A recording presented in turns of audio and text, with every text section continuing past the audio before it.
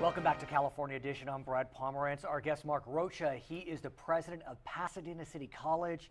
And I must say, congratulations are in order. I know that you were a big supporter of Proposition 30.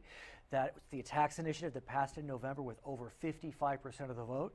The last time we spoke, I think it's fair to say we both thought it would probably get 55% on the no side. What happened? It's all good news. Thank you, Brad. Sure. Well, what happened was we got the word out, we got the story out of how important access to quality higher education was, not just in this area in Pasadena, but all throughout the state. Right. And the voters responded. What's interesting is we hear this narrative that part of the reason why President Obama did so well in California is because the youth vote came out and they voted strongly for President Obama. We're also hearing a narrative that that's part of the reason why Prop 30 passed. Do you buy that narrative? I do, because I saw it at work on my campus. Literally. And I congratulated our associated students. I have never seen students so catalyzed.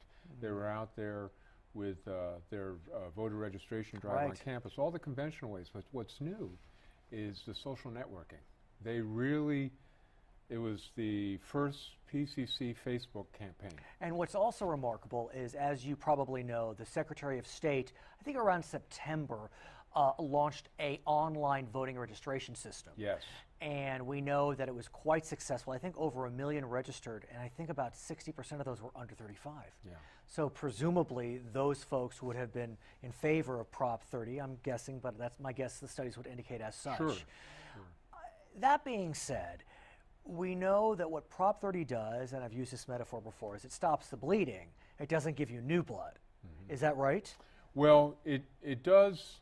It's a big help. It's a big help. I don't want, you know, in one sense, obviously, as an administrator, I always want to manage expectations. Of course, fair enough. But on the other sense, it's okay for a little while to just say 3 cheers. Right. Because at least at PCC, this restores $7 million to my budget this year. Is that a lot? It's a lot of money. It's about, on a $109 million budget, that's a lot. Yeah. So that means I'm going to be able to restore about 700 classes to students. Thousands more students will have classes in just the next 6 months. But the best thing about Prop 30 is that gives us a stable window of 5 years of funding, so that our funding won't go down, so we can begin to do some planning. And then, of course, we have the wind at our back. It looks like the economy's coming back a little bit. It does seem that way. So we went from, you know, in the summer to, you know, planning for the worst, to now we're moving forward with our plans. But it seems as if it kind of creates a status quo, almost a status quo ante, although maybe it'd be better if it was ante a la 2007, but it doesn't. Right. What about starting to restore some of the big cuts that we saw over the last few years? I think community colleges lost $250 million, and probably more. Right. Well, one thing that was one of the effects of the cuts is that we learned how to be more cost effective. Which isn't bad. Which is not a bad thing. So the administration is slimmer. We were putting in a new computer system so that students can get student services registration much more quickly. So we joined the 21st century. That the budget cuts forced us to do that. Sure, look, our stock and trade is making sure that students who normally wouldn't have access have access.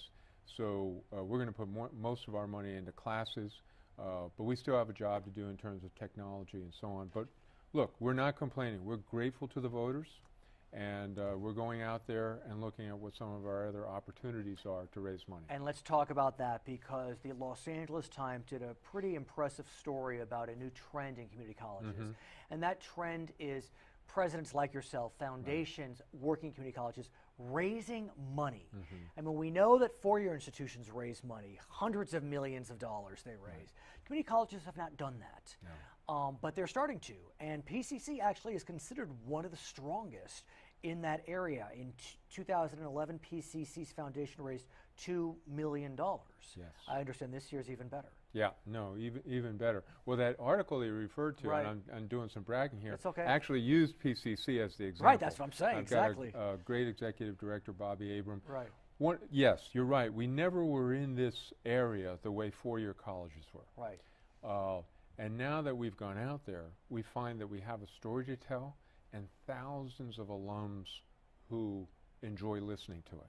And as we speak, in the last few weeks, you had 2 alums that gave thousands, in fact, hundreds of thousands of dollars to PCC, allowing you to raise about $4 million in 2012, doubling your draw in 2011. Tell us about 2 very significant gifts. It was a great week for us. No doubt, no doubt. Great week. The Bob and Addie Westerbeck Foundation. Bob was a former PCC alum, and his wife Addie, who just passed, lived to 104, nice. Was a music teacher, and they left us $850,000 this week, and we're naming the new recital hall in our new Center for the Arts for them. And the Christine Bilecki was a faculty member, and she left a bequest of $100,000. And that's in addition to literally hundreds of donations that we've received. What's interesting is, in the past, foundations at community colleges have been raising money for scholarships, which is nice.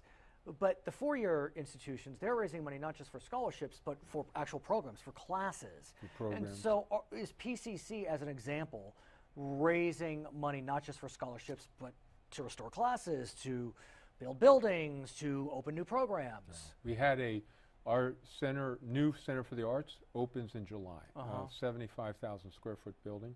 And we had our first capital campaign, Center for the Arts, and we've hit $3.5 million and for naming of various rooms and facilities. Nice. And I should also go back. I'm the beneficiary of sitting in the chair that Chancellor Jack Scott once sat in. And Jack Scott just retired as the chancellor of the entire system. And Jack, of course, state senator, when he was president of PCC, raised $40 million for our library back in the 90s. So we have a devoted community, and so we are, see the future as an opportunity. But here's a challenge. I was reading a study, I think the article talked about it. Council for Aid to Education found that while 20% of alum of 4-year institutions will provide donations to their college, less than 1% of 2-year grads do that. So how do you change that change the story, change the vernacular, change patterns? Right, and I think that our hypothesis, is that they haven't been asked. Right. And and that's what I'm saying. When we go out and talk to our alums, they're happy to hear us. They're happy to see us. So, but what's interesting, and this is an embarrassment of riches at some level.